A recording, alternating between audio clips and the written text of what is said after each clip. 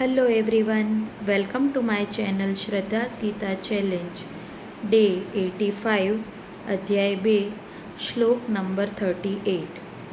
શ્લોક નંબર 38 આ રીતે છે. સુખ દુઃખ સમે કૃત્વા લાભા લાભૌ જયા જયો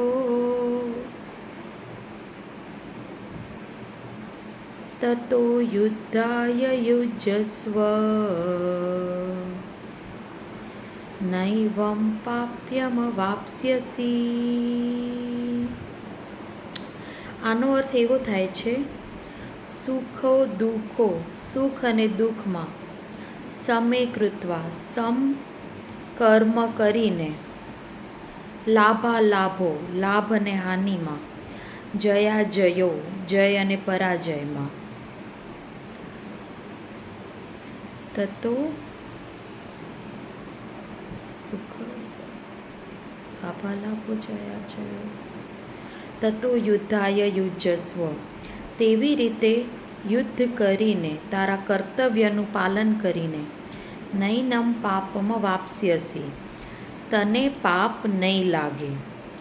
અર્જુનને ભગવાન શું સમજાવે છે આ શ્લોકમાં?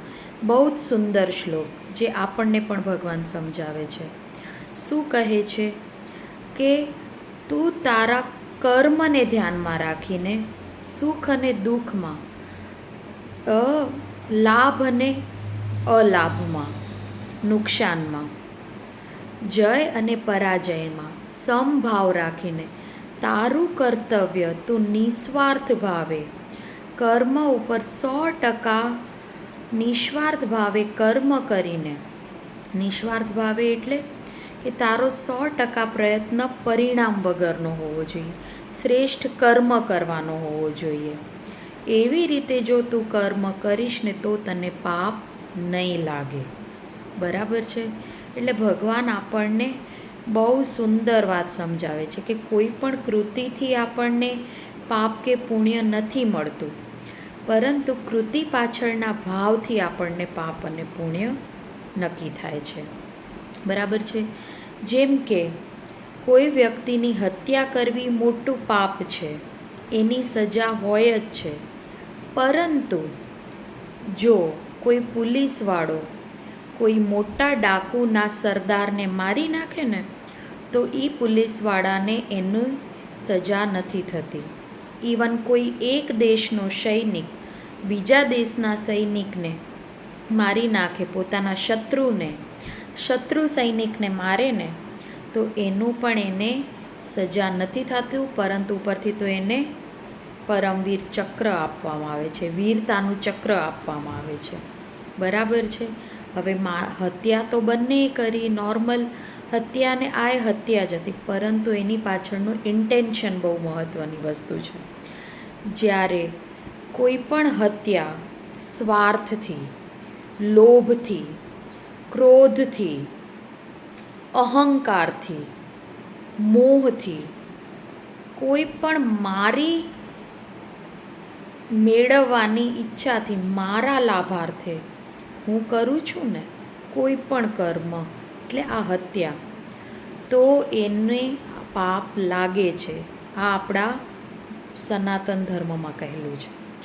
પરંતુ જો હું મારો ધર્મ બજાવતા, મારો કોઈ પણ જાતનો વ્યક્તિગત સ્વાર્થ નથી, મારે એ વ્યક્તિ સાથે પર્સનલી કોઈ રાગ દ્વેષ નથી, પરંતુ માત્ર ને માત્ર ધર્મ ખાતર, મારી કર્તવ્ય ખાતર, ધર્મની રક્ષા માટે, સુરક્ષા માટે જો હું કર્મ કરું છું તો એ તને પાપ નહીં લાગે. એટલે ભગવાને સ્પષ્ટ શબ્દમાં અર્જુનને આ વાત સમજાવી દીધી. અર્જુન આગળના શ્લોકમાં ડરી રહ્યો હતો કે હું મારા વડીલોને મારીશ, મારા બંધુઓને મારીશ તો મને પાપ લાગશે, પરંતુ ભગવાને એને સ્પષ્ટ શબ્દમાં કહી દીધું કે તું તારું કર્મ ન્યાય ધર્મની સ્થાપના માટે કરી રહ્યો છે, એ ધ્યાનમાં રાખીને તું તારું કર્મ કરીશ. તારો કોઈ સ્વાર્થ નથી, તું તારું માત્ર ફરજ તરીકે પણ આ કર્મ કરીશ ને તો પણ તને પાપ નહીં લાગે. કેટલી સુંદર વાત ભગવાન એને સમજાવી દે છે. બરાબર છે. અને આ વસ્તુ આપણને પણ સમજાવે છે ભગવાન, કે આપણા જીવનમાં યુદ્ધ કેવું હોય છે, કે આપણા જીવનમાં 3 જાતના યુદ્ધ થતા હોય છે. એક તો શારીરિક ને માનસિક સ્તરે, જે ઇન્દ્રિયોના કારણે, કે ઇન્દ્રિયોને અનુકૂળ પરિસ્થિતિ હોય તો આપણને સુખ લાગે અને પ્રતિકૂળ હોય તો દુઃખ લાગે. આ આપણી બેઝિક પરિસ્થિતિમાં, આપણા મનના દ્વંદ્વોમાં આપણને આ સુખ દુઃખ થતું હોય છે. બીજું સુખ દુઃખ થતું હોય છે બૌદ્ધિક અને સામાજિક રીતે, કે મને વેપારમાં, સંબંધમાં કે કોઈ પણ જગ્યાએ મને શું મળ્યું, શું મેં આપ્યું, જે બૌદ્ધિક રીતે આ દ્વંદ્વ આપણને થતા હોય ને, આ એક આપણું એ રીતનું દ્વંદ્વ આપણને સંઘર્ષ હોય છે. અને ત્રીજો જય અને પરાજયનો. આ સંઘર્ષ માણસને જ્યારે એક પદ ઉપર પહોંચવાનો, અહંકારનો, કે મારું માન ના જળવાય, આ બધી વસ્તુમાં જ્યારે પોતાની જીત હારની વાત આવી જાય ને, ત્યારે જે દ્વંદ્વ થતો હોય ને માણસને, એ દ્વંદ્વ હોય છે માણસને. બરાબર છે. એટલે ભગવાન આપણને જ્યારે આ શ્લોક યાદ કરીએ ને, તો એક જ વસ્તુ આપણને આ શ્લોક સમજાવી જાય છે, કે કોઈ પણ વસ્તુ, ગમે એટલું આપણે સુખ ભોગવો, ગમે એટલા જલસા કરીએ, ગમે એવું આપણે પૈસા કમાઈએ, ગમે એટલા, કે ગમે એટલું આપણે માણી લઈએ, જીવી લઈએ, પરંતુ પરિસ્થિતિ બદલાવાની છે. આ શ્લોક આપણને સમજાઈ જાય છે. એ જ આપણને બહુ પોઝિટિવ વાત, કે જ્યારે આપણે દુઃખની પરિસ્થિતિ આવે ને ત્યારે આ શ્લોક ખાસ યાદ કરવો. કારણ કે દુઃખની પરિસ્થિતિમાં આ શ્લોક આપણને ઇઝીલી સમજાવી દે છે કે આ સમય પણ જતો રહેશે. બરાબર છે. એટલે આપણા મનને હું પરિસ્થિતિમાં હરખાઈએ ના જાઉં અને દુઃખી ભી ના થઉં, પડી બી ના ભાંગું.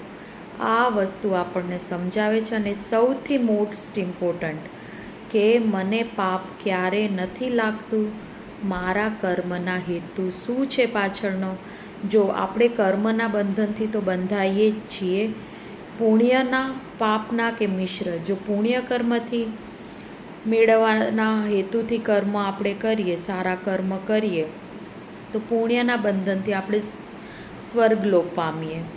ખરાબ કર્મ કરીએ તો એ આપણે ખરાબ કર્મોથી બંધનથી નર્કલોક પામીએ.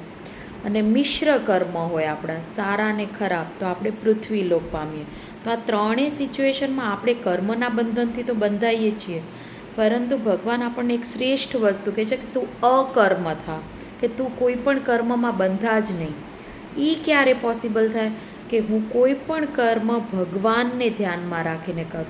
ભગવાનની ઈચ્છા શું છે, ભગવાનની ઈચ્છા છે એ રીતે હું કામ કરું, ભગવાનને હેતુનો ધ્યાનમાં રાખીને હું કામ કરું ને, ત્યારે મારું કર્મ શું કહેવાય છે, અકર્મ બને છે. એમાં હું આવતો નથી, ભગવાનને મેં ધ્યાનમાં વચ્ચે રાખીને મેં એ કામ કર્યું છે. એટલે આપણે ભગવાન આમાં અકર્મ કહે છે, કે તું તારું આ કર્મ ગણાશે જ નહીં, એટલે તને આ પાપ નહીં લાગે કે પુણ્ય બી નહીં લાગે. એટલી સુંદર વાત આ શ્લોકમાં સમજાવી છે. તો તમને આ શ્લોક કેવો લાગ્યો? ગમ્યો હોય તો ચોક્કસ લાઈક કરો અને મારા ચેનલને સબસ્ક્રાઈબ કરો. Thank you.